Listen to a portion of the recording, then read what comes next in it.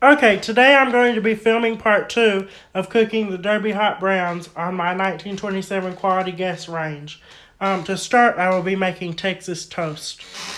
So here's the bread I baked yesterday for yesterday's video. I'm going to cut that and make it into Texas toast. Okay, first we're going to need to get it out of this pan. Oh, that was easy. This bread is like the perfect texture. Okay, now I'm going to be slicing the bread into 1-inch loaves. Okay, so I'm only going to make 4 pieces of Texas toast. There's the bread I cut. Okay, I've got the bread I made cut into loaves. Now I'm going to toast it at about 375 until they're golden brown, and I'll brush it with this mixture I'm about to make. So the mixture to brush the bread with is to be made as follows. You will need 2 sticks of butter, 2 whole sticks of butter.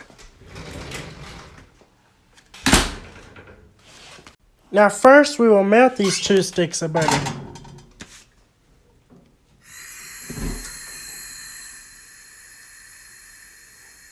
To the melting butter we're going to add 1 tablespoon of garlic powder.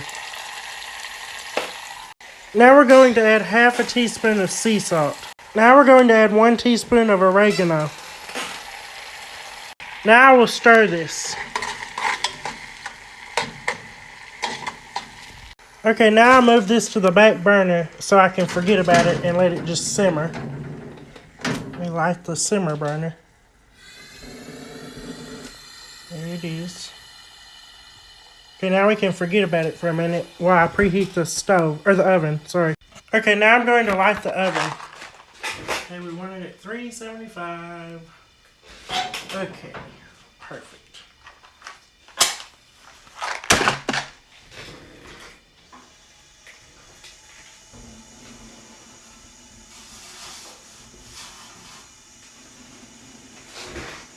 Okay, before I stick the bread into toast, I'm going to brush it with my butter mixture. I'm literally going to be using a paintbrush to do that. This is brand new, so it'll work.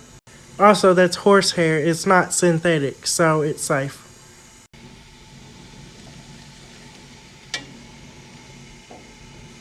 Okay, I've coated one side in the butter mixture. Now I'm going to stick it in the oven. So we're just toasting it. So it probably will take less than 15 minutes. Also, halfway through the cooking time, I'm going to flip the toast over and coat the other side with the butter mixture. Okay, I'm at the point where I'm going to flip the bread over and coat the other side with that mixture.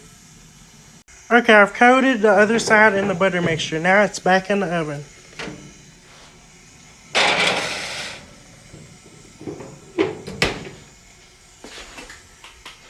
Okay, I believe the Texas toast is done. So now we'll take it out and we will start the rest of the process of making the Derby Hot Browns.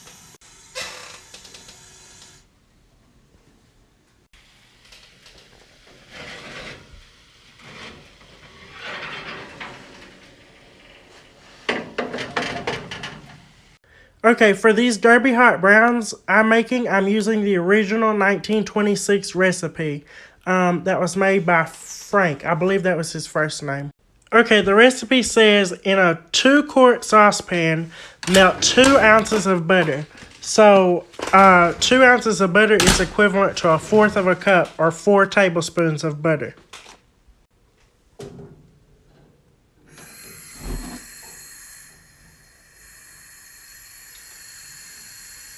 So we're going to be making a roux out of this butter by adding some flour to it. Okay, the butter's melted. Now I'm going to whisk in 2 ounces of flour, which is 1/4 a cup of flour. We're making a roux.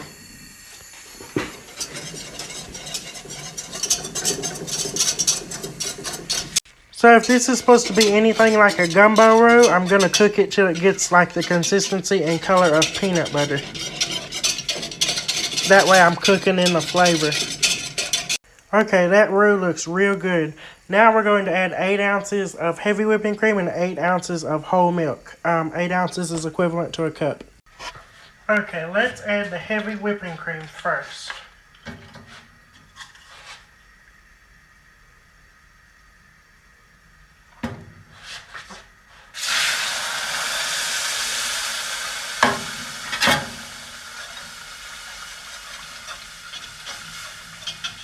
kind of burned the roux just a tad, but it'll still be good. Okay, now I'm going to add the milk.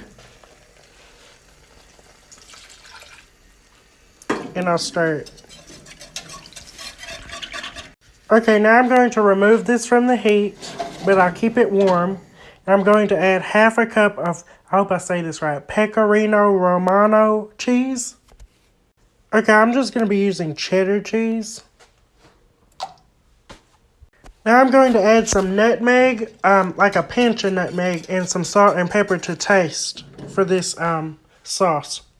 Okay, I'm out of nutmeg, so I'm just going to add a dash of cinnamon. So allspice would be another good substitute for nutmeg, and of course anise would be as well.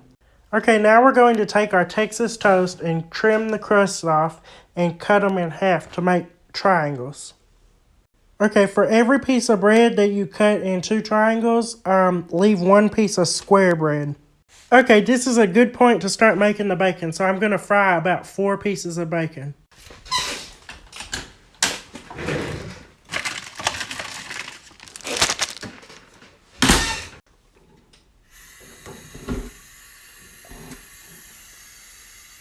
Okay, while the bacon is cooking, I'm going to slice 2 tomatoes in half. It calls for Roma tomatoes. I'm going to be using beefsteak tomatoes. Okay, the bacon's cooking and I've sliced the tomatoes. Okay, the bacon is cooked, and every time I cook bacon, the air gets all smoky. Every time.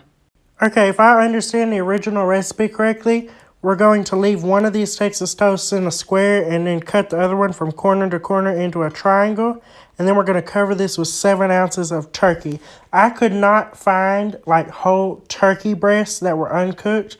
I could only find pre-cooked, pre-sliced turkey breasts. So that's what we're going to be using.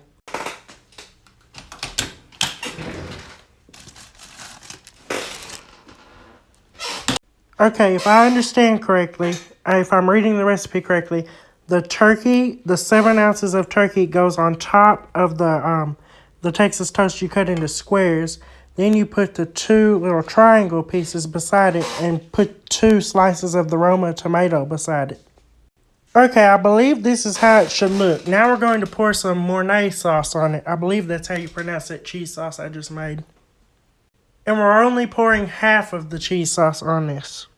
Okay, I've put the Mornay sauce on. Now I'm going to light the oven and set it to broil.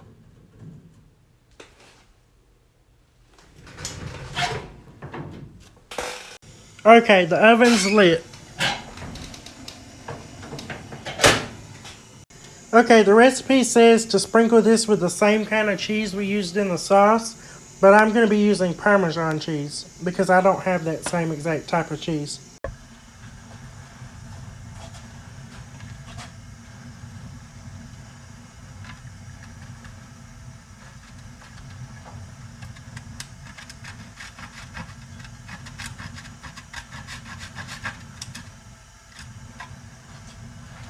Okay, now we're going to place this under a broiler until the cheese begins to turn golden brown and bubble. Okay, so the broiler is down here. This is the broiler. I'm going to put the dish right there. Okay, here we go.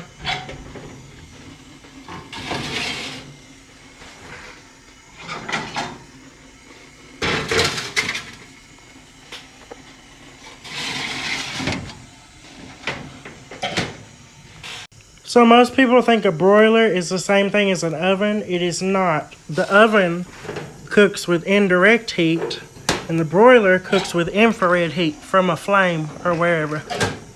Okay, let's see if the cheese is brown yet, and if it is, it's done broiling. Yes, it's starting to brown. Okay, I'll say it's done. Okay, to finish the Derby Hot Browns, we just have to lay 2 pieces of bacon on top of this. I cut the bacon in half. Ideally, it would be full size, so I'll put 4 pieces.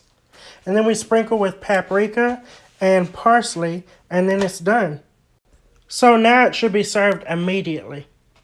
And there's what Mr. Fred Smith's Derby Hot Brown would have looked like in 1926.